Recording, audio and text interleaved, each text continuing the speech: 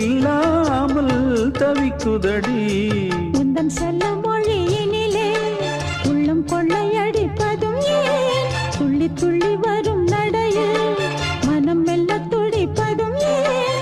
உன்னை காண வேண்டும் கூட வேண்டும், வாராயோ வாராயோ. கண்ணம்மா காதல் என்னும் கவிதை சொல்லடி, உன் பிள்ளை தமிழில் கண்ணம்மா.